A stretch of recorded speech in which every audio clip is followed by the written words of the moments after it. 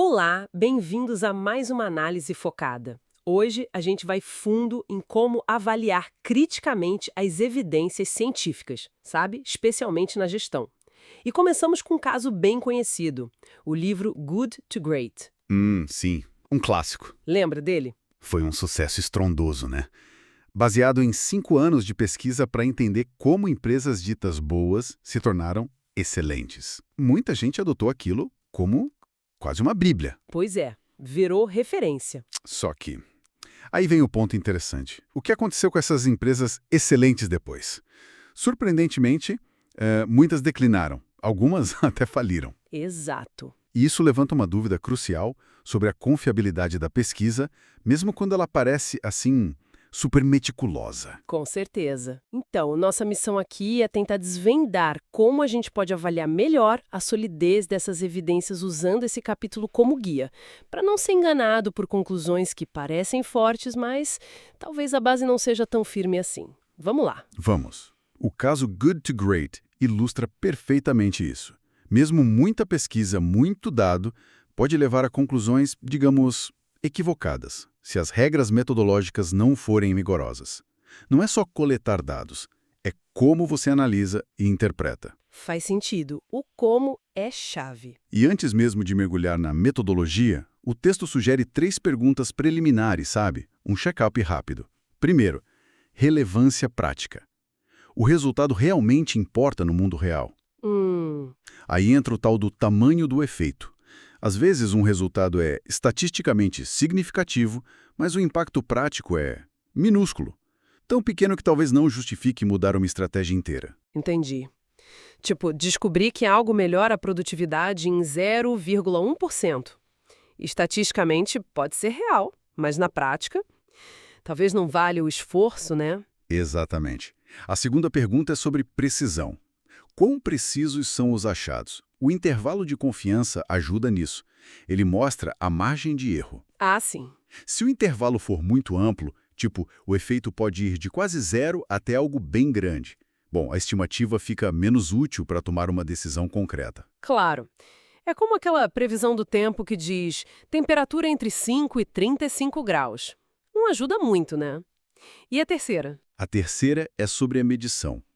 Como os resultados foram medidos? Foi com métrica objetiva, tipo número de vendas, taxa de erro, ou foi com autorrelato, tipo nível de satisfação? Medidas objetivas costumam ser mais confiáveis, né?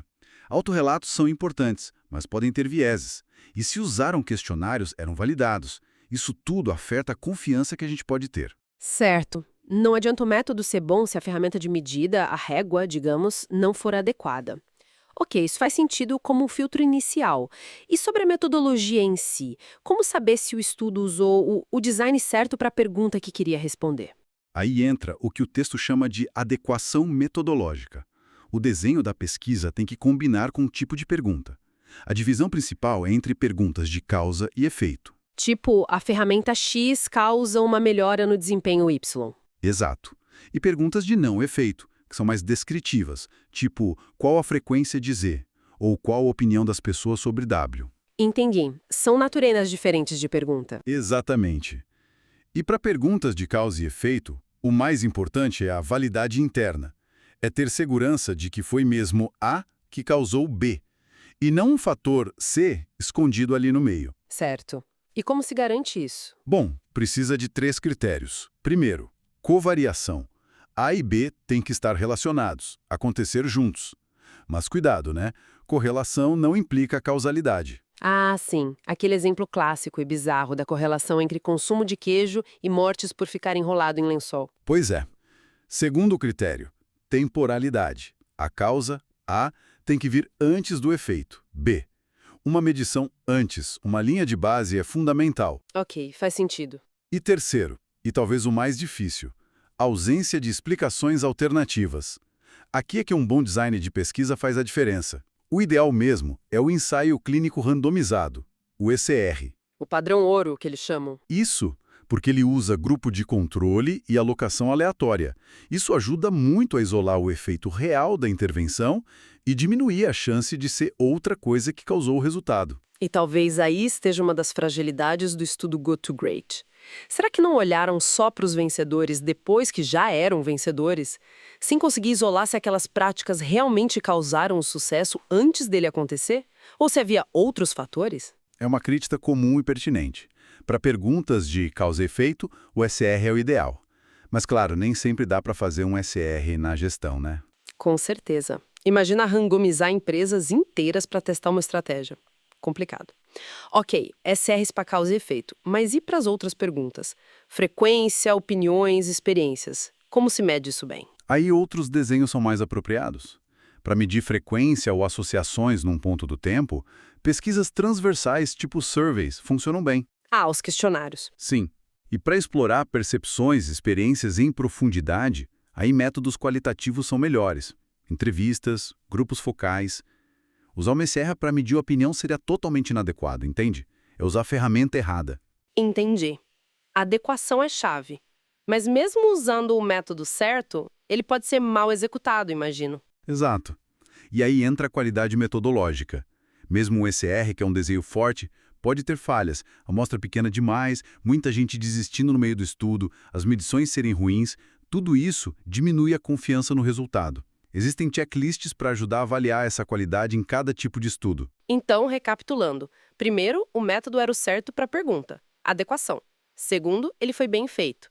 Qualidade. Mas sendo realista, no dia a dia da gestão, a gente nem sempre vai ter um SR perfeito sobre o nosso problema específico, né? É raro, na verdade. E é aí que entra a ideia da gestão baseada em evidências na prática. Usar a melhor evidência disponível não é buscar a perfeição que muitas vezes não existe. É usar o que tem, mas de forma crítica. Mesmo que seja um estudo mais fraco. Sim. Mesmo o estudo transversal, por exemplo, pode dar insights valiosos, desde que a gente reconheça suas limitações.